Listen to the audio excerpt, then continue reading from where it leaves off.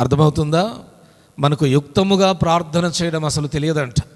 కొన్నిసార్లు మనం అనుకుంటాం, ఓ ప్రార్థనలో నేను కింగుని, ప్రార్థనలో నేను చాలా గొప్ప ప్రార్థన చేస్తాను. అసలు నేను చేసినట్టు ప్రార్థన ఎవరు చేయరు.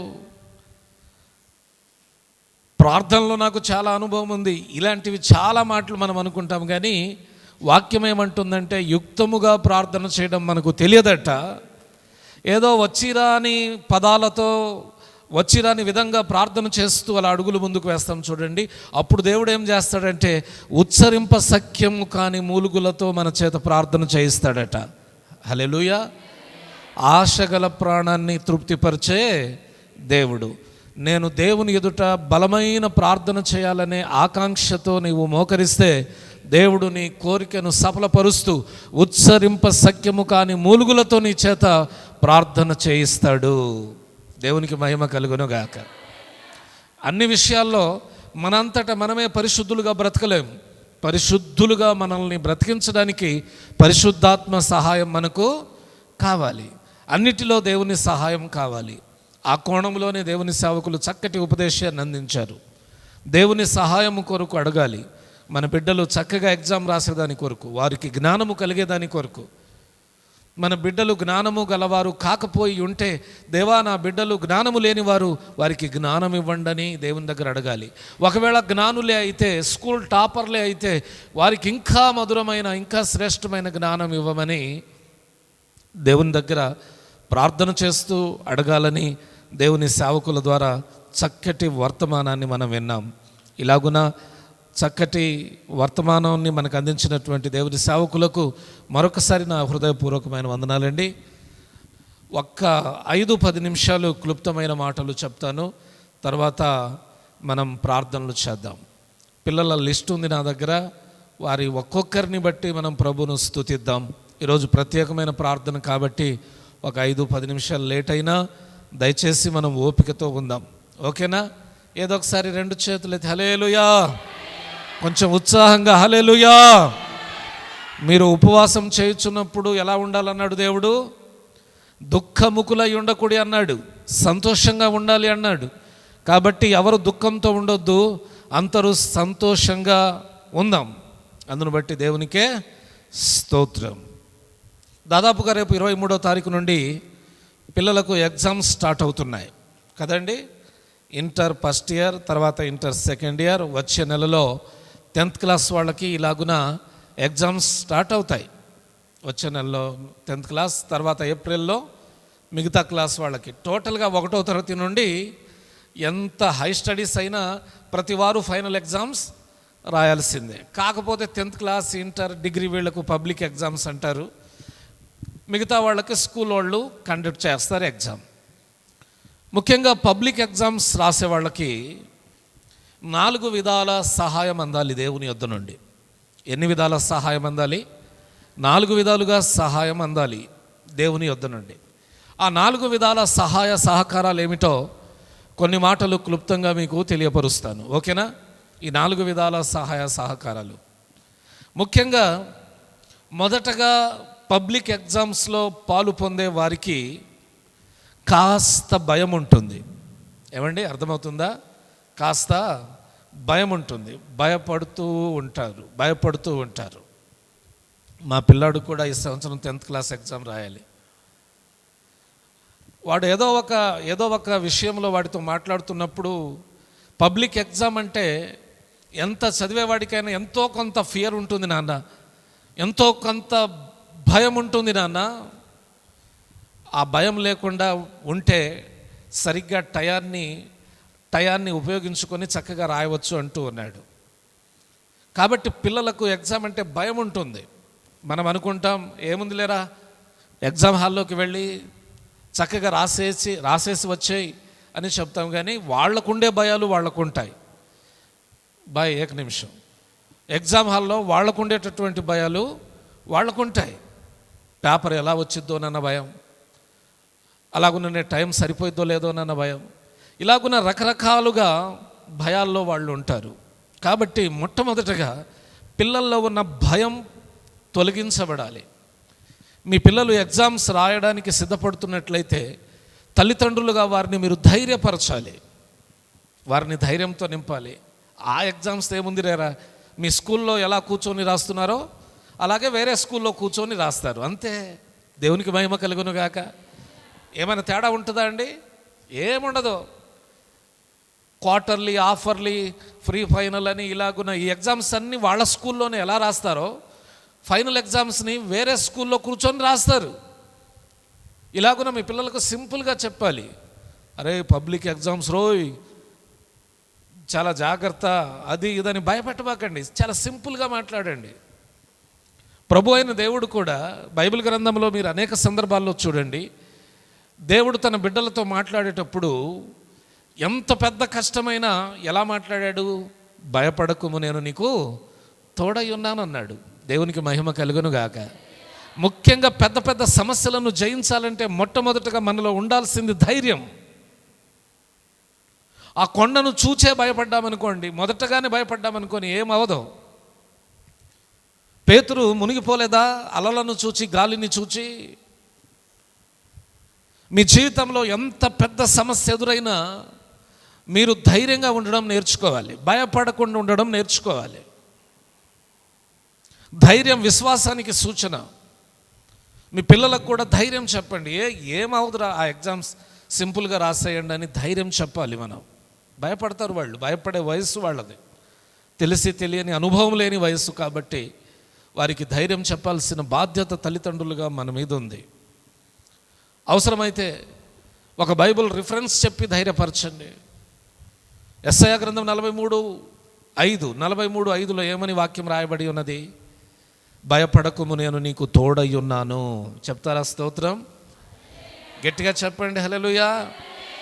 దేవుడు అంటున్నాడు, భయపడకుము, నేను నీకు తోడై ఉన్నాను అంటున్నాడు. ఆ మాట చెప్పండి, ఆ మాట గుర్తు చేయండి మీ బిడ్డలకు. బిడ్డా, నా కుమారుడా, ఇదిగో దేవుడు మనతో ఇలా మాట్లాడుతున్నాడు, భయపడకుము, నేను నీకు తోడై ఉన్నాను అని మాట్లాడుతున్నాడు. కాబట్టి భయపడద్దు. ఎగ్జామ్ ఫియర్ నీలో నుండి తొలగిపోవాలి. ఆ ఫియర్ అంటే భయం, ఆ ఫియర్తో మీరు ఉండొద్దు. మోసే చనిపోయిన తర్వాత యెహోషువ నడిపించాలి ఇశ్రాయేలు సైన్యాన్ని. యెహోషువలో స్టార్ట్ అయింది ఏ భయం? ఇశ్రాయేలీలను నేను బాగా నడిపించగలనో లేదో, అంత పెద్ద నాయకుడైన మోసే మాటే వీరు సరిగ్గా వినలేదు, వీళ్ళు నా మాట వింటారో వినరో, వీళ్ళని నేను సరిగ్గా నడిపించగలనో లేదో నన్న భయం స్టార్ట్ అయింది. నేను ఇందాక చెప్పినట్టుగా ప్రతి విషయంలో భయం స్టార్ట్ అయింది. భయపడని నరుడంటూ ఈ భూమి మీద ఎవరూ లేరు. ప్రతి వాడు భయపడుతూనే ఉంటాడు.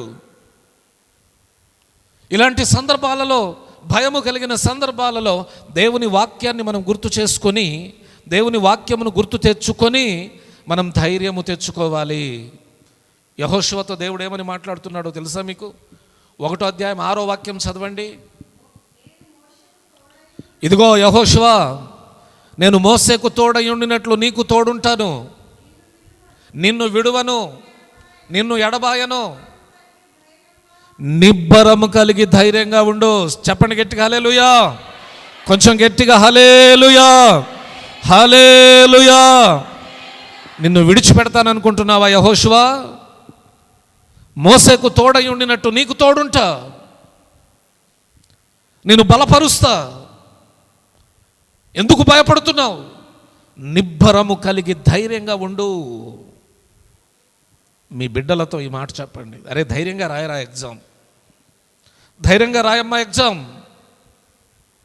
మనకు దేవుడు ఉన్నాడు, దేవుడు మనతో ఉంటాడు అని మన బిడ్డలను తల్లిదండ్రులుగా ధైర్యపరచాల్సిన అవసరం ఉంది. యాక్చువల్లీ ఇలాంటి ప్రార్థనకు పిల్లలు కూడా పాలు పొందితే బాగుండు. పిల్లలు ఎక్కడెక్కడో ఉంటారు, ఎక్కడెక్కడో చదువుతుంటారు. కాబట్టి ఇక్కడికి వస్తే వాళ్ళను దేవుని వాక్యంతో మేము ధైర్యపరిచేవాళ్ళం. కానీ ఆ స్థానంలో మీరుండి మీ పిల్లలను ధైర్యపరచాలి. ఓకేనా? మీ పిల్లలను మీరు ధైర్యపరచాలి. బైబిల్ గ్రంథంలో భయపడకు అనే మాట ఎన్నిసార్లు రాయబడి ఉన్నది? దాదాపు 365-66 సార్లు భయపడకుము అనేటటువంటి మాట ప్రస్తావించబడింది. కాబట్టి భయపడకూడదు. భయపడకుండా వాళ్ళు ఎగ్జామ్ హాల్లోకి వెళ్ళాలి. వీళ్ళు భయపడుతూ ఎగ్జామ్ హాల్లోకి వెళ్ళినప్పుడు వీళ్లకు కలిగే నష్టం ఏంటంటే వాళ్ళు చదివి గుర్తు చేసుకున్నది, బాగా చదివినది కూడా కొన్నిసార్లు మర్చిపోతారు. ఆ టెన్షన్లో, ఆ భయంలో బాగా చదివింది కూడా మర్చిపోతారు. కాబట్టి మొట్టమొదటగా వారికి ఈ భయం ఉండకూడదు. భయం జ్ఞాపక శక్తిని కోల్పోయేటట్టు చేస్తుంది. మీరు కూడా ఏదైనా విషయంలో భయపడుతున్నప్పుడు మాట్లాడడానికి తడబడుతూ ఉంటారు చూడండి. కాబట్టి రెండవ మాటగా నేనేం చెప్తున్నానంటే, వారికి ఎగ్జామ్ హాల్లో మంచి జ్ఞాపక శక్తి రావాలి. దేవునికి మహిమ కలుగునుగాక. మన పిల్లలు రాసేటటువంటి ఎగ్జామ్లో మన పిల్లలు విజయాలు సాధించాలంటే మొదటగా వారు భయం లేకుండా ఎగ్జామ్ హాల్లో ఎంటర్ అవ్వాలి. రెండవది, అక్కడ వారి జ్ఞాపక శక్తి మంచిగా పనిచేయాలి. ఇందాక దేవుని సేవకులు అన్నారు కదా, దీనికి దేవుని సహాయం మనకు కావాలి. భయం లేకుండా ఉండడానికి కూడా దేవుని సహాయమే కావాలి. మంచి జ్ఞాపక శక్తి కలగడానికి కూడా దేవుని సహాయమే కావాలి. ప్రభువా, నా బిడ్డకు మంచి జ్ఞాపక శక్తినివ్వమని ప్రార్థన చేయండి. యాకోబు 1:5 ఇందాక సేవకులు గుర్తు చేశారు.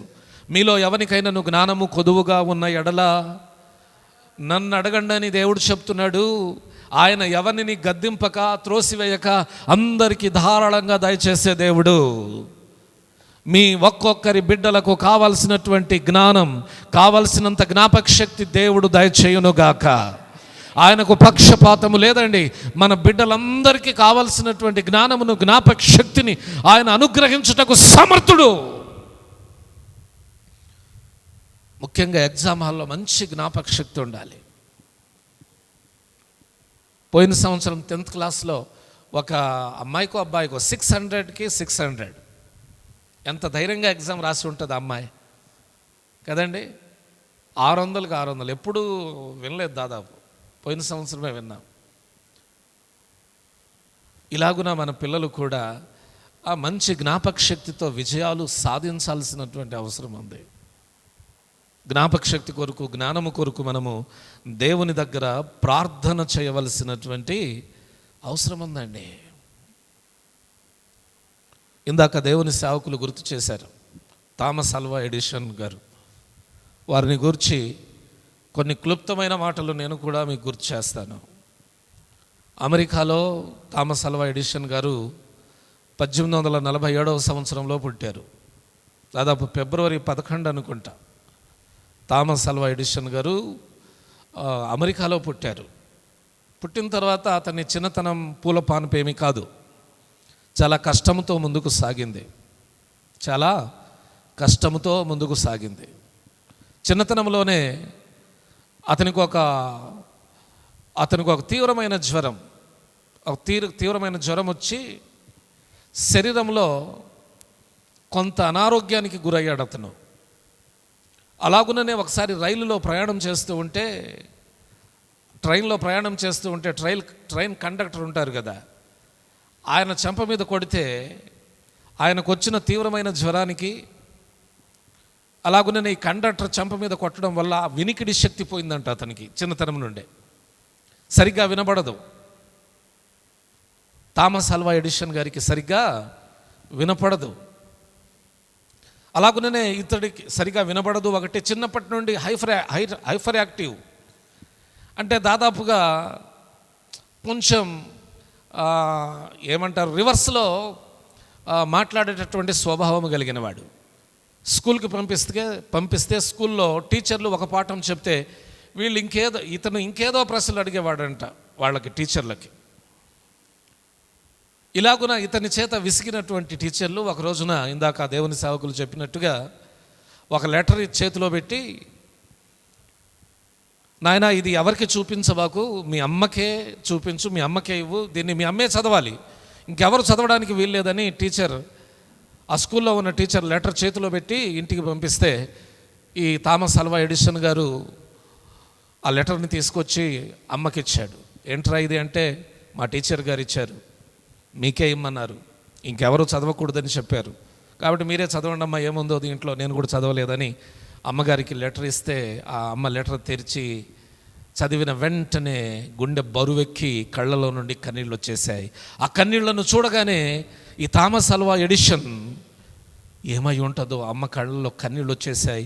ఏందమ్మా ఏముంది దాంట్లో అంటే, ఏమీ లేదు బిడ్డ, మీ టీచర్ గారు మీ బిడ్డ చాలా తెలివైన వాడు, మీ బిడ్డకు పాఠాలు చెప్పేంత జ్ఞానము కలిగిన టీచర్లు మా స్కూల్లో లేరు, మీ బిడ్డకు టీచింగ్ చెప్పేంత మేధావులు అంత సీను కలిగిన టీచర్లు ఇక్కడ ఎవరు లేరు, మీ బిడ్డను మీరే ఇంట్లో పాఠాలు చెప్పి చదివించుకోండి సరిపోయిద్దని రాశారు బిడ్డ అని చెప్పేసిందంట తల్లి. దానికి ఓ నా గురించి గొప్పగానే రాసింది మా టీచర్ గారు అని అనుకొని ఇతడు లోపలికి వెళ్ళిపోయాడు. కానీ యాక్చువల్లీ టీచర్ గారు ఏమని రాశారంటే, అమ్మా మీ బిడ్డ మందమతి, ఇంగ్లీష్లో డల్ స్టూడెంట్. ఏ స్టూడెంట్? Dull student. ఎంత డల్ అంటే ఇంకా చెప్పలేమన్నమాట. ఇతనికి చదువు రాదు, ఇతన్ని చదివించడం వేస్ట్. ఏదైనా చదివించాలనుకుంటే స్కూల్కి పంపించి, ఏదో ఒక స్కూల్కి పంపించి అక్కడ ఉన్న టీచర్ల మైండ్ తినకుండా మీరే మీ ఇంట్లో పెట్టుకొని మీ పిల్లాడిని చదివించుకోండి అని ఆ టీచర్ గారు లెటర్ రాసి పంపిస్తే, ఆ తల్లిగారు తన దగ్గరే ఉంచుకొని ఇటు ప్రార్థనలోనూ అలాగుననే ఇటు చదువులోనూ కొంత పెంచింది. అలాగుననే చిన్నతనంలోనే కుటుంబ భారం అతని మీద పడడం వల్ల ట్రైన్లో టీలు అలాగుననే ఇంకొన్ని స్వీట్స్ అమ్ముకుంటూ అలాగున తన జీవనాన్ని కొనసాగిస్తూ ముందుకు సాగేవాడనమాట థామస్ అల్వా ఎడిషన్ గారు. దేవునికి మహిమ కలుగును గాక. అలాగుననే తల్లి చిన్నతనం నుండి ప్రార్థన నేర్పించింది కాబట్టి దేవుని మీద ఆధారపడేటటువంటి అలవాటు కూడా అతనికి ఉండేది. అయితే ఈ థామస్ అల్వా ఎడిషన్ గారు మొట్టమొదటగా ఒక ప్రయోగశాలను అంటే ఇతడు ప్రార్థన చేస్తూ ఉండడం వల్ల అలాగుననే ఇతడు తల్లి దగ్గర నేర్చుకున్న విద్యను బట్టి ఇలాగున అతనికి చిన్నతనం నుండి ఏదైనా కనిపెట్టాలి, ఏదైనా సంథింగ్ స్పెషల్గా ఉండాలి, మనం ఈ ప్రపంచానికి ఏదైనా క్రొత్తది కనిపెట్టి ఇవ్వాలన్న ఆలోచన ఇతనికి మొదటి నుండి ఉండేదట. దానిలో భాగంగానే ఒక ప్రయోగశాల ఏర్పాటు చేసి మొట్టమొదటగా అతడు ఫోనోగ్రాఫ్ అనేటటువంటి, పూర్వం రేడియోలు ఉంటాయి చూడండి, ఇలా చిన్న బాకల్లాగా ఇలా మెల్లి తిరిగి ఉంటాయి, ఆ రేడియోను కనిపెట్టాడట. ఆ రేడియో ఏం చేసిద్దో తెలుసా? సాధారణంగా మనం మాట్లాడే మాటలు గాలిలో కలిసిపోతాయి కదండి, మనం మర్చిపోతాం. కానీ అది మనం మాట్లాడే మాటలను రికార్డు చేసి మరలా మనం తిరిగి వినొచ్చట. అంటే మొట్టమొదటగా మాట్లాడే మాటలను, పాటలను, ఏదైనా కావచ్చు, రికార్డు చేసే యంత్రాన్ని కనుగొన్నది ఎవరంటే థామస్ అల్వా ఎడిషన్. స్తోత్రం చెప్పండి, గట్టిగా చెప్పండి హల్లెలూయా. థామస్ అల్వా ఎడిషన్ ఏ స్థితిలో నుండి ఏ స్థితికి వెళ్ళాడో చూడండి. తల్లి ప్రార్థన ఏ రీతిగా ఉపయోగపడిందో ఆలోచించండి. మొట్టమొదటి ప్రయోగశాలను ఏర్పాటు చేసి ఈ ఫోనోగ్రాఫ్ అనేటటువంటి ఈ రేడియోను కనిపెట్టిన తర్వాత ఇతన్ని మాంత్రికుడని అలాగున మాట్లాడడం ప్రారంభించారట. తర్వాత అతనిలో ఎలాగైనా బల్బు కనుగొనాలి అనేటటువంటి ఆలోచన స్టార్ట్ అయిందంట. అప్పటికే కరెంట్ ఉందంట, సప్లై ఉంది, కానీ బల్బు లేదు. కొవ్వొత్తుల వెలుగులో అలాగుననే దీపాల వెలుగులో ఇలాగున కాలం గడుపుతూ ఉన్నారు. ఎలాగైనా బల్బు కనిపెట్టాలి అనేటటువంటి దృక్పథం అతనిలో రాగా, ఆ ఫిలమెంట్ కనుగొనడానికి వెదురు బొంగుల నుండి తల వెంట్రుకల వరకు దాదాపుగా 10,000 పదార్థాలు ఉపయోగించి 10,000 సార్లు విఫలమయ్యాడట. ఎన్నిసార్లు? 10,000 సార్లు ట్రై చేస్తాడు, సక్సెస్ అవ్వదు. ఒకటోసారి ట్రై చేశాడు, సక్సెస్ అవ్వాల. రెండోసారి ట్రై చేశాడు, సక్సెస్ అవ్వాల. మూడోసారి ట్రై చేశాడు, సక్సెస్ అవ్వాల. నాలుగోసారి ట్రై చేశాడు, సక్సెస్ అవ్వాల. ట్రై చేస్తున్నాడు, సక్సెస్ అవ్వాల. ఎదురు బొంగుతో చేస్తాడు, ఇంకొక దానితో చేస్తాడు. ఎలాగైనా ఈ ప్రపంచాన్ని వెలిగించాలి అన్నటువంటి దృక్పథంతో, బల్బును కనుగొనాలనేటటువంటి దృక్పథంతో 100, 1000 10, 100, 1000, 2000, 3000, 4000, 5000, 6000 ఇలా 10,000 సార్లు విఫలమయ్యాడట. పక్కనున్న వాళ్ళు నవ్వుకునేవాళ్ళట. కనిపెట్టావులే అమ్మ బల్బు, 10,000 సార్లు ఫెయిల్ అయ్యావు. థామస్ అల్వా ఎడిసన్ కృంగిపోలేదట. ఆ టైంలో కృంగిపోకుండా వాళ్ళు అలా మాట్లాడిన ప్రతిసారి వాళ్ళకి ఏమని సమాధానం ఇచ్చేవాడంటే, నేను 10,000 సార్లు ఓడిపోలేదులే కానీ బల్బు వెలగని 10,000 పదార్థాలను నేను కనుగొన్నాను. దేవునికి మహిమ కలుగును గాక. అతడు మాట్లాడిన మాట చూడండి. 10,000 సార్లు ఓడిపోవడం కాదు, మీరు తప్పుగా మాట్లాడుతున్నారు. నేను ఏ వస్తువులైతే ఇప్పటిదాకా ప్రయోగించానో అవి బల్బు వెలగడానికి పనికిరావు అని అలా మాట్లాడి చివరగా ఆ పదార్థం పేరు గుర్తులేదు కానీ ఆ ఫిలమెంట్ని కనుగొని బల్బును వెలిగించాడట, మొట్టమొదటి బల్బును. దేవునికి మహిమ కలుగును గాక. హల్లెలూయా. ఏమండి, అతడు ఆ బల్బును వెలిగించినప్పుడు దేవుడు నన్ను వెలిగించాడు, నేను లోకాన్ని వెలిగించానని సాక్ష్యం ఇచ్చాడట. స్తోత్రం చెప్పండి గట్టిగా. హల్లెలూయా. చూడండి, ఆశ్చర్యం కదండి. టీచర్ మీ అబ్బాయి చదువుకు పనికిరాడు అన్నది, తల్లి వడిలోనే కాసింత విద్య నేర్చుకున్నాడు. కానీ అతని కఠోర పరిశ్రమ, అతని పట్టుదల, అతని చరిత్ర నేను చదువుతున్నప్పుడు చివరిగా అతని జీవితం ద్వారా నేర్చుకోవాల్సిన పాఠం ఏమిటి అంటే, అతని తెలివి 1%, 1% అతనికి ఉన్న తెలివి.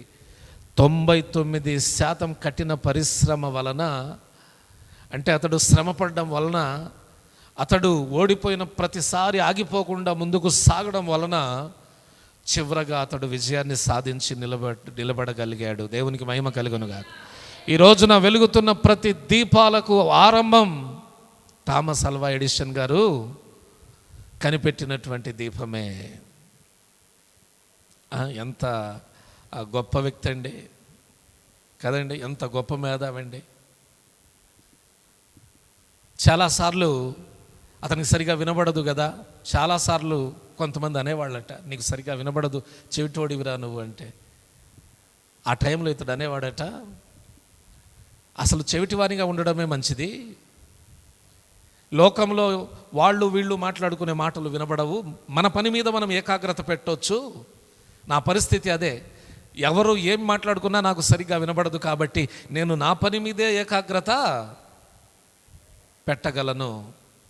నా పని మీదే నేను ఏకాగ్రత పెట్టి ముందుకు సాగగలనని ఆ చెవిటితనాన్ని చూచి కృంగిపోకుండా, శరీరంలో ఉన్న బలహీనతను చూచి కృంగిపోకుండా, ఆ బలహీనతను సైతం లెక్క చేయకుండా థామస్ అల్వా ఎడిసన్ గారు ముందుకు వెళ్ళారు. ప్రియులరా, ఇదంతా ఎలా జరుగుతుంది? తల్లి ప్రార్థన. దేవునికి మహిమ కలుగునుగాక. తల్లి దగ్గర అతడు నేర్చుకొని, అతడు ఏ ప్రార్థనలో అయితే ముందుకు సాగుతున్నాడో, ఎవరికైతే ప్రార్థన చేస్తున్నాడో ఆ పరిశుద్ధాత్మ దేవుడే థామస్ అల్వా ఎడిసన్ గారి జీవితాన్ని అలాగున ముందుకు తీసుకెళ్ళారండి. ఇంకా అతడు కనుగొన్న వస్తువులు చాలా ఉన్నాయట. అతడు చనిపోయే లోపు దాదాపు 1070 ఏదో ఆ వస్తువులపై ప్రయోగాలు చేశాడని ఆ చరిత్ర చెబుతుంది. అర్థమవుతుందా అండి? దేవునికి మహిమ కలుగునుగాక. హల్లెలూయా, హల్లెలూయా. మన పిల్లలకు కూడా జ్ఞాపక శక్తి కలగాలంటే తల్లిగా మీరు ప్రార్థన చేయండి, వారికి కూడా చెప్పండి. ముఖ్యంగా మనలో ఉన్న వీక్నెస్, లేకపోతే మన పిల్లలను మనం సరిగ్గా పెంచలేదని అనిపిస్తుంది నాకు. ఎందుకంటే ప్రార్థన లేదు మన పిల్లలలో, దైవ భయం లేదు మన పిల్లలలో. దైవ భయంతో అడుగులు ముందుకు వేయరు వాళ్ళు. మీరు కూడా అలానే పెంచుతున్నారులే. టోటల్గా పిల్లలలో దైవ భయం లేకపోవడానికి గల రీజన్ ఏమిటంటే మీరే అని చెప్పొచ్చు. కాబట్టి వారికి చెప్పండి, అరే ప్రార్థన చేసుకోరా, ప్రార్థన చేసుకుని ఎగ్జామ్ హాల్లోకి వెళ్ళు, ఖచ్చితంగా దేవుడు నీకు జ్ఞాపక శక్తిని ఇస్తాడు. ఖచ్చితంగా దేవుడు నీకు కావాల్సినంత జ్ఞాపక శక్తిని ఇస్తాడని చెప్పండి. థామస్ అల్వా ఎడిసన్ గారి జీవితాన్ని మాదిరిగా చెప్పండి. థామస్ అల్వా ఎడిసన్ గారు కొన్నాళ్లకు చనిపోయారు. ఆయన చనిపోయిన తర్వాత అమెరికా అంతటా దాదాపు 1 గంట సేపు లైట్లన్నీ ఆర్పివేసి అతని నివాళులు అర్పించారట. దేవునికి మహిమ కలుగునుగాక. అమెరికా దేశం అంతటా 1 గంట సేపు ఇళ్లలోని, అప్పటికే ఆ లైట్లు ఆ బల్బులు అందరి ఇళ్లలోకి వెళ్ళిపోయాయి. అతడు బ్రతికుండగానే ప్రపంచం వెలిగిపోతూ ఉంది. అతడు చనిపోయినప్పుడు అలాగున అతనికి నివాళులు అర్పించారట. అది అతని చరిత్ర. కానీ అతని ద్వారా మనం నేర్చుకోవాల్సింది, టీచర్ డల్ స్టూడెంట్ అన్నారు, కానీ తల్లి ప్రార్థన, తల్లి ఒడిలో నేర్చుకున్న ఆ చదువు, అతనిలో ఉన్న పట్టుదల, అతడు చేసిన ప్రార్థన, ఇవన్నీ గొప్ప స్థితిలోనికి అతన్ని తీసుకెళ్ళాయి. కాబట్టి ఒక దేవుని సేవకునిగా నేను ప్రవచిస్తూ ఉన్నాను, మీ పిల్లలకు దేవుడు చక్కటి జ్ఞాపక శక్తిని దయచేయునుగాక. ఎగ్జామ్స్ హాల్లో దేవుడు వారికి తగినంత జ్ఞాపక శక్తి దేవుడు దయచేయునుగాక. హల్లెలూయా. బైబిల్ గ్రంథంలో బెసలేలు అనబడిన ఒక వ్యక్తి ఉన్నాడు. నిర్గమకాండం 31వ అధ్యాయంలో మీరు అక్కడ చదివితే బెసలేలు అనబడిన ఒక వ్యక్తి కనబడతాడు మనకి. అతని పేరేంటో చెప్పండి. బెసలేలు. చదువుతారా? ఆ మాటలను ఒకసారి చదవండి.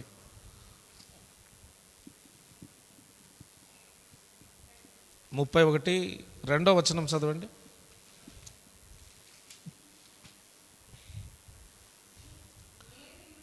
నేను యూదా గోత్రములో హూరు మనవడును ఊరు కుమారుడునైన బెసలేలు అను పేరు గల వారిని పిలిచి తిని, విచిత్రమైన పనులను కల్పించుటకును, బంగారుతోనూ వెండితోనూ ఇత్తడితోనూ పనిచేయుటకును, పొదుగుటకై రత్నములను సానబెట్టుటకును, కర్రను కోసి చెక్కుటకును, సమస్త విధములైన పనులను చేయుటకును, జ్ఞాన విద్య వివేకములను సమస్తమైన పనుల నేర్పును వానికి కలుగునట్లు వానిని దేవుని ఆత్మ పూర్ణునిగా చేసి ఉన్నాను. దేవునికి స్తోత్రం చెప్పండి. బెసలేలును దేవుడు ఆత్మ పూర్ణునిగా చేసి ఉన్నాడు. బెసలేలును దేవుడు ఆత్మతో నింపి ఉన్నాడు. బెసలేలును దేవుడు ఆత్మతో ఎందుకు నింపి ఉన్నాడని మీరు అడిగితే, విచిత్రమైన పనులు కల్పించుటకంట, బంగారుతో వెండితో ఇత్తడితో పనిచేయుటకంట, పొదుగుటకై రత్నాలు సానబెట్టుటకై, అంటే రత్నాలను పొదుగుటకై సానబెట్టుటకంట, కర్రను కోసి చెక్కి నానా రకాలైన పనులు చేయుటకు జ్ఞాన విద్య వివేకములు కలిగిన ఆత్మను దేవుడు బెసలేలుకి అనుగ్రహించాడు. బెసలేలు మీద దేవుడు నిలిపినటువంటి ఆత్మ మన ఇరు సంఘాలలో, ముఖ్యంగా విశ్వాసుల కుటుంబాలలో ఎవరెవరి పిల్లలైతే ఎగ్జామ్స్ రాస్తున్నారో వారందరి మీద దేవుడు నిలుపునుగాక. అలాగుననే ప్రపంచంలో ఎగ్జామ్స్ రాస్తున్న ప్రతి వారి మీద దేవుడు ఇటువంటి బలమైన ఆత్మను నిలుపునుగాక. హల్లెలూయా. అంటే మన పిల్లలు జ్ఞాపక శక్తితో మంచిగా ఎగ్జామ్ రాయాలంటే వారేం చేయబడాలి? ఆత్మపూర్ణులుగా మార్చబడాలి. దేవుని ఆత్మ సహాయం వారికి అందాలి. శిష్యులతో ఒకసారి ప్రభు ఏమని మాట్లాడతాడో తెలుసా? ఆయా స్థలాలకు ఆయా సమయాలలో ఆయా స్థలాలలో మీరు మాట్లాడవలసి వచ్చినప్పుడు మీరు భయపడబాకండి, మీలో నేనుండి మాట్లాడుతాను అంటాడు. అంటే దేవుడు మనలో ఉండి మాట్లాడే దేవుడు. గట్టిగా చెప్పండి హల్లెలూయా. హల్లెలూయా. మనలో ఉండి మాట్లాడే దేవుడు, మనలో ఉండి జ్ఞాపక శక్తిని కలిగించే దేవుడు, మనలో ఉండి ప్రేరేపణను కలిగించే దేవుడు, మనలో నుండి ఆలోచనను కలిగించే దేవుడు. కాబట్టి దేవుడే మన పిల్లలలో ఇటువంటి జ్ఞాపక శక్తిని కలిగించాలని ప్రార్థన చేద్దాం. ఇంకోటి ఏంటంటే, వారికి చక్కటి ఆరోగ్యం కావాలి. కరెక్టా కదా? ఎగ్జామ్ రాసేటప్పుడు వారి ఆరోగ్యం వారికి సహకరించాలి. ఆరోగ్యం సరిగ్గా లేకపోతే ఎగ్జామ్ చక్కగా రాయగలుగుతారా? ప్రిపరేషన్ సరిగ్గా ఉండదు, ఎగ్జామ్ సరిగ్గా రాయలేరు. ఎంత చురుకైన స్టూడెంట్ అయినా ఎగ్జామ్కి ముందు ఒకసారి తాను చదివినవన్నీ మరలా చదవాలి, అతను మరలా చూసుకోవాలి. అప్పుడు ఏమైందంటే మరలా అతనికి ఆ జ్ఞాపకంలోకి వచ్చేస్తాయి అన్నీ. ఇతడు అనారోగ్యంతో ఉన్నాడు అనుకోండి, ఆ టైం దొరికిద్దా అతనికి? అనారోగ్యంతో ఉంటే డాక్టర్లు ఏమంటారు? స్కూల్కి పంపించొద్దు అంటారు, ఇతనికి రెస్ట్ కావాలి అంటారు. రెస్ట్ తీసుకోవడానికి ఇతనికి టైం ఎక్కడుంది? రెస్ట్ తీసుకోవడానికి టైం ఉందా? ఎగ్జామ్స్ జరుగుతున్నాయి. ఈ తతంగమంతా నడవకుండా ఉండాలంటే ముఖ్యంగా ఎగ్జామ్ రాసే పిల్లలకు మంచి హెల్త్ దేవుడు ప్రొవైడ్ చేయాలి. హల్లెలూయా. ఎగ్జామ్ రాయబోతున్న మీ పిల్లలకు మంచి ఆరోగ్యం కావాలి. చక్కటి ఆరోగ్యంతో వారు ఎగ్జామ్ రాయాలి. ఆ టైంలో ఏ జలుబు అవ్వకూడదు, ఏ దగ్గు అవ్వకూడదు, ఏ జ్వరం రాకూడదు, ఏ తలనొప్పి కలగకూడదు, వారికి ఏ టెన్షన్స్ రాకూడదు. ముఖ్యంగా ఎగ్జామ్స్ రాసే టైంలో ఇంట్లో ఉన్న సమస్యలు పిల్లలకు చెప్పకూడదు. వాళ్ళు నిమ్మళంగా నిబ్బరంగా ఎగ్జామ్ రాయాలి. దానికోసం మన పిల్లలకు ఆరోగ్యము కలుగునట్లుగా మనం ప్రార్థన చేయాలి. ఎందుకు ఈ పాస్టర్ గారు ఏదో 2 సంవత్సరాల నుండి ప్రత్యేకమైన ప్రార్థనలు ఏర్పాటు చేస్తూ ఉన్నాడు ఎగ్జామ్స్ రాసే పిల్లల కొరకని మీరు అనుకోవచ్చులే బహుశా, కానీ ఇదిగో ఇలాంటి కొన్ని అవసరాలు ఉంటాయి. దేవుడు మాత్రమే తీర్చగలిగే ఇలాంటి కొన్ని అవసరాలు ఉంటాయి. ఆ టైంలో వారికి అనారోగ్యం కలగకుండా మనం చేయగలమా? దేవుడు చేయగలడు. ఏమండి, దేవుడు చేయగలడా? చేయగలడు. కాబట్టి దేవా, ఎగ్జామ్ రాసే నా పిల్లాడికి, మా బాబుకి, నా కుమారునికి, నా కుమార్తెకు మంచి ఆరోగ్యం ఇవ్వండి, మంచి హెల్త్ ఇవ్వండి ప్రభువా. ఆ ఎగ్జామ్ డేట్లలో వారికి ఎటువంటి బలహీనత రాకూడదు. ఆరోగ్యంగా దేవా చక్కగా మంచిగా ఎగ్జామ్ రాయాలి ప్రభువా, మంచిగా ఎగ్జామ్ రాయాలి ప్రభువా. అట్టి జ్ఞానం, అట్టి ఆరోగ్యం, అట్టి జ్ఞాపక శక్తి, అట్టి ధైర్యం దయచేయండి అని పిల్లల కొరకు మనం ప్రార్థించేటప్పుడు అతనికి ఆరోగ్యము కలుగుట కొరకు కూడా ప్రార్థన చేయాలి. ఆరోగ్యమును గురించి బైబిల్ గ్రంథంలో కొన్ని మాటలు ఉన్నాయి. నిర్గమ 15:26లో నిన్ను స్వస్థపరిచే యెహోవాను నేనేనని ప్రభు మాట్లాడతాడు. నిన్ను స్వస్థపరిచే యెహోవాను నేనేనంటాడు ప్రభు. కాబట్టి స్వస్థపరిచే దేవుడు మనకున్నాడు కనుక ఆ స్వస్థపరిచే దేవునికి మన పిల్లాడి బాధ్యత, మన అమ్మాయి అబ్బాయిల బాధ్యత అప్పగించవలసినటువంటి అవసరం ఉంది. అలాగుననే సామెతలు గ్రంథం 3వ అధ్యాయం 7-8 వాక్యాలు చదివినట్లయితే, ఆయన నేను జ్ఞానిని గదా అని నీవు అనుకొనవద్దు, యెహోవా యందు భయభక్తులు కలిగే చెడుతనము విడిచిపెట్టుము, అప్పుడు నీ దేహమునకు ఆరోగ్యమును, ఎముకలకు సత్తువయు కలుగునని వాక్యం రాయబడి ఉన్నది. చాలామందికి ఉండేటటువంటి ఓవర్ కాన్ఫిడెన్స్ అంటారు దీన్ని. ఓవర్ కాన్ఫిడెన్స్ పనికిరాదని ఇందాక దేవుని సేవకులు మాట్లాడారు. ఓవర్ కాన్ఫిడెన్స్ నిజంగా పనికిరాదు. నాకు దేవుని సహాయం అవసరం లేదులే, నేను చాలా తెలివైన వాడిని, అబ్బో నేను చాలా అనుభవంలో ఉన్నాను, నేను చాలా మేధావిని. ఏమండి, అన్నిసార్లు మన తెలివితేటలు పనికిరావు. ఇలా అనుకోకూడదు, నేను చాలా ఆరోగ్యవంతుణ్ణి, నన్ను ఎవరు ఏమి చేయలేరని ఇలాంటివి అనుకోకూడదు. దేవుని యందు భయభక్తులు కలిగి చెడుతనాన్ని విడిచిపెట్టి దేవుని మీద ఆధారపడాలి. అప్పుడు దేవుడు ఏం చేస్తాడంటే దేహానికి కావలసిన ఆరోగ్యము, ఎముకలకు కావలసిన సత్తువనిస్తాడు. స్తోత్రం చెప్పండి గట్టిగా. దేవుడు మీ పిల్లలకు వారి దేహాలకు కావలసిన ఆరోగ్యమును, వారి ఎముకలకు కావలసిన బలమైన సత్తువను దేవుడు దయచేయునుగాక. బలమైన సత్తువను, ఆరోగ్యాన్ని దేవుడు మీ పిల్లలు ఒక్కొక్కరికి కలిగించునుగాక. గట్టిగా చెప్పండి హల్లెలూయా, హల్లెలూయా. కాబట్టి ఈ విషయంలో ఎక్కువగా మాట్లాడడానికి ఏముంది? ఆరోగ్యం కావాలి. ఆరోగ్యం కొరకు మన పిల్లల కొరకు ప్రార్థన చేయాలి. ఇలాగున ఈ మూడు స్థితులను వారు దాటినప్పుడు వాళ్ళు చక్కగా ఎగ్జామ్ రాస్తారు. మొదటిగా వారు ధైర్యంగా ఉండాలి. తర్వాత 2 వారి జ్ఞాపక శక్తి మంచిగా పనిచేయాలి. 3వది వారు ఆరోగ్యంగా ఉండాలి. ఈ 3 వారికి కలిగినప్పుడు 4వది ఏంటంటే విజయం వారికి సొంతం అవుతుంది. దేవునికి మహిమ కలుగునుగా.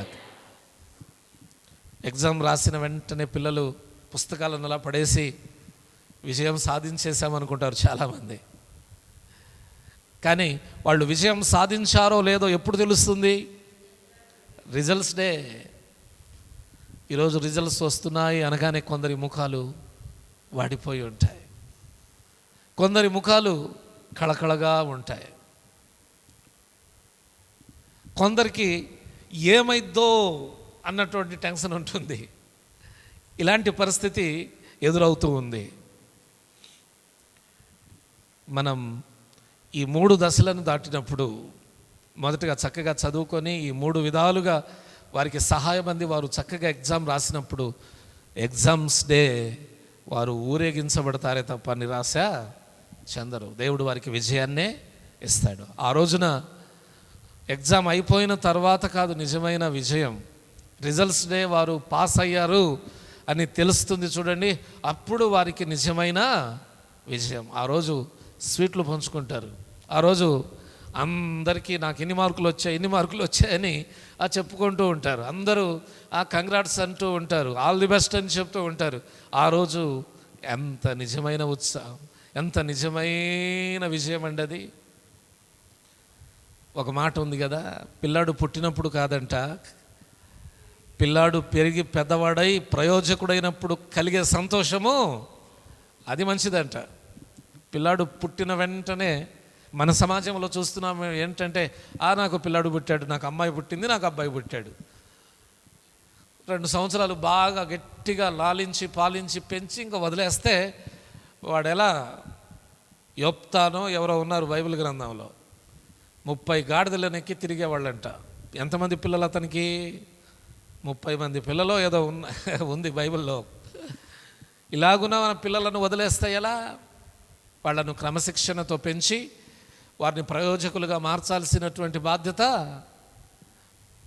తల్లిదండ్రుల మీదే ఉంది. టీచర్లు వదిలేశారు. థామస్ అల్వా ఎడిసన్ గారిని స్కూల్కి ఎంటేసింది ఒక మాటలో చెప్పాలంటే, అరే నీకు మేము చదువు చెప్పలేము, నువ్వు రావద్దురా బడికి అని నోటి మీదే అలాగున లెటర్తో చెప్పేసింది. స్కూల్లో ఉన్న టీచర్లు అందరూ చెప్పేశారు. మరి చివరికి ఎవరు టీచర్ అయ్యారు? తల్లే కదా. థామస్ అల్వా ఎడిసన్ గారి తల్లి పేరు నాన్సీ. ఆమె పేరేంటి? నాన్సీ. ఆమె గురువు అయింది. మీ బిడ్డలకు మీరే గురువు అవ్వాలి. స్కూల్ నుండి వచ్చినప్పుడు మీరే ట్యూషన్ మాస్టర్లు అవ్వాలి. అరే ఎప్పుడు సెల్ ఫోనేనా, ఎప్పుడు టీవీనా, ఎప్పుడు ఆటలేనా, పుస్తకాలు తీసి చదువు, కూర్చో, రాయి, హోంవర్క్ రాయి. మీరేనండి ట్యూషన్స్ లేనప్పుడు మీరే ట్యూషన్ టీచర్లు. మీ బాధ్యత మీ మీద ఉంది. ఇప్పుడు ఎప్పుడైతే మీరు ఇలా వారిని చక్కగా క్రమశిక్షణలో పెంచుతారో అప్పుడు వాళ్ళు ఏమవుతారంటే ఒక రోజున నీ తల పైకెత్తుకునే విధంగా నిన్ను ఆ స్థితికి తీసుకెళ్తారు. పిల్లాడికి మార్కులు తక్కువ వచ్చాయనుకోండి, ఫెయిల్ అయ్యాడు అనుకోండి, తల్లిదండ్రులు తలెత్తుకుంటారా? తల్లిదండ్రులు ఆనందంగా ఉంటారా? ఉండరు. అదే పిల్లాడికి మంచి మార్కులు వచ్చాయనుకోండి, తల్లిదండ్రులు చాలా హ్యాపీగా ఫీల్ అవుతారు. దేవునికి మహిమ కలుగును గాక. హల్లెలూయా. ఈ పిల్లలు ఆ స్థాయికి వెళ్ళాలి. అయితే మన దేవుడు ఎలాంటి దేవుడు అంటే, మన విజయాలు సాధించుటకు సహాయపడే దేవుడు మన దేవుడు. మన పిల్లలకు ఖచ్చితంగా విజయాలు సాధించుటకు సహాయపడునుగాక. మనం ఒక వచనాన్ని చదువుదాం. 2వ కొరింథీ పత్రిక 2వ అధ్యాయం 14వ వాక్యాన్ని చదివి నేను ఈ మాటలను ముగిస్తాను. 2వ కొరింథీ పత్రిక 2:14 చదవండి ఒకరు. మా ద్వారా ప్రతి స్థలమందును క్రీస్తును గూర్చిన జ్ఞానము యొక్క సువాసనను కనపరుచుచు ఆయన యందు మమ్మును ఎల్లప్పుడూ విజయోత్సవముతో ఊరేగించుచున్న దేవునికి స్తోత్రం. ఆయన ద్వారా మమ్మును ఎల్లప్పుడూ విజయోత్సవముతో ఊరేగించుచున్న దేవునికి. ఎవరు చెప్తున్నారో తెలుసా ఈ మాట? పౌలు గారు చెప్తున్నారు. పౌలు గారి పరిచర్యలో పౌలు గారు ఎల్లప్పుడూ విజయమే పొందారట, ఎప్పుడు ఓడిపోలేదట. అందుకే ఆయన అంటున్నాడు, మా దేవుడు మమ్మల్ని ఎల్లప్పుడూ విజయోత్సవముతో ఊరేగించాడు. విజయ గీతము మనసార నేను పాడేదా, నా విజయముకై ప్రాణత్యాగము చేశావు నీవు, పునరుద్ధానుడా నీవే నాలాపనా, నీకే నారాధనా. హల్లెలూయా. నిన్ను కూడా దేవుడు ఈ విధంగా విజయ గీతము మనసారా నేను పాడేదను అన్నట్టుగా పాడేటటువంటి కృపనిస్తాడు. నీ ఇంట్లో నీ పిల్లలలో విజయాన్ని దేవుడు లిఖిస్తాడు. నీ ఇంట్లో రక్షణను గూర్చిన ఉత్సాహ సునాదాలు ఎలా వినబడేటట్లు దేవుడు చేశాడో, అలాగుననే నీ కుటుంబంలో జయోత్సవపు సునాదాలు వినబడేటట్లు చేయాలంటే దేవుని యొక్క సహాయం, ఎగ్జామ్ రాయబోతున్న, ఉద్యోగాల కొరకు ఎదురు చూస్తున్న నీ పిల్లలకు, నీ కుటుంబానికి ఖచ్చితంగా కావాలి. దేవుని సహాయం లేకుండా మనం ఏమీ చేయలేం. దేవుని సహాయం లేకుండా ఈ భూమి మీద చిన్న విజయాన్ని కూడా సాధించలేం. దేవుని సహాయం కావాలి. ప్రభువా, నా బిడ్డను విజయోత్సవంతో ఊరేగింపచేయండి. నేను నా కుటుంబం విజయ పథంలోనికి నడవాలి. ఎగ్జామ్ రోజున మా పిల్లలు చక్కగా ఎగ్జామ్స్ రాయాలి. రిజల్ట్స్ రోజున మేము తలెత్తుకోవాలి ప్రభువా. తలదించుకునే పరిస్థితులు రాకూడదు ప్రభువా. దేవుడు ఏమన్నాడు? నేను తలగా నియమిస్తానన్నాడు, తోకగా నియమిస్తానన్నాడా? తలగానే ఉంచుతానన్నాడు.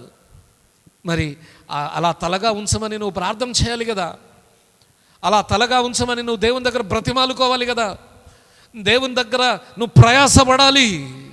ఎంత ప్రసవ వేదనతో నీ పిల్లలను కన్నావో, నీ పిల్లల విజయం కొరకు అంతే ప్రసవ వేదనతో ప్రార్థన చేయి. అంతే ప్రసవ వేదనతో కన్నీళ్లు కార్చు. ప్రసవ వేదన పడి పిల్లాడు పుట్టిన తర్వాత, పిల్లాడు పుట్టాడు, అబ్బాయి పుట్టాడు, అమ్మాయి పుట్టిందంటే ఎంతో ఆనందించావు, సంతోషించావు కదా. వాళ్ళు ఎగ్జామ్ రాసే దానికి ముందుగా నీవు ప్రసవ వేదన లాంటి వేదనతో కన్నీళ్లతో చేసే ప్రార్థన, నా బిడ్డ దాటాడు, 10th క్లాస్ గీత దాటాడు, ఇంటర్ గీత దాటాడు, డిగ్రీ గీత దాటాడు,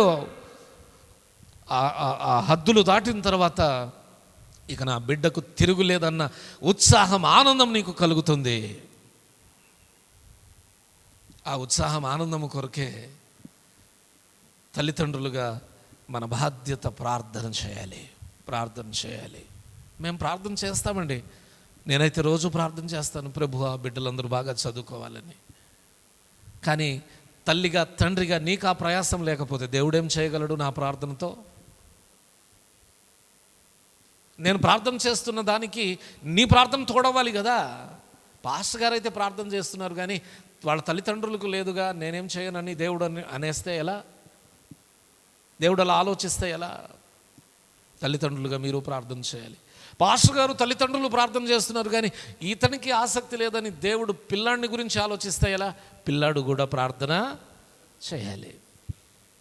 అందరి ప్రార్థన, అందరి ఐక్యతతో కూడిన ప్రార్థన ఎక్కడుంటుందో అక్కడ ఆశీర్వాదమును, శాశ్వత జీవముండి అక్కడ గొప్ప కార్యాలు జరుగుతాయి. నా ప్రియమైన దేవుని పిల్లలారా, ఈ సంవత్సరంలో మన పిల్లలందరూ విజయోత్సవంతో ఊరేగించబడునుగాక. వారు ఎగ్జామ్ ఫియర్ లేకుండా చక్కగా ఎగ్జామ్స్ రాయుదురుగాక. వారికి ఎగ్జామ్ హాల్లో చక్కటి జ్ఞాపక శక్తి కలుగునుగాక. చెప్పండి హల్లెలూయా, హల్లెలూయా. ఎగ్జామ్ టైంలో దేవుడు వారికి చక్కటి ఆరోగ్యము కలుగజేయునుగాక. అలాగునే రిజల్ట్స్ రోజున దేవుడు వారిని ఆనందింపజేయునుగాక. హల్లెలూయా. ఒక షాకింగ్ న్యూస్ చెప్పనా? ఈ సంవత్సరంలో నేను కూడా 10th క్లాస్ ఎగ్జామ్ రాయాలి. అవును, ఈ మ్యారేజ్ లైసెన్స్కి 10th క్లాస్ కనీసం కావాలట. కాబట్టి నేను కూడా అప్లై చేశాను. చక్కగా రాయుట కొరకు, నా కొరకు కూడా ప్రార్థన చేయండి. ఓకేనా? దేవుడు మిమ్మల్ని దీవించునుగాక.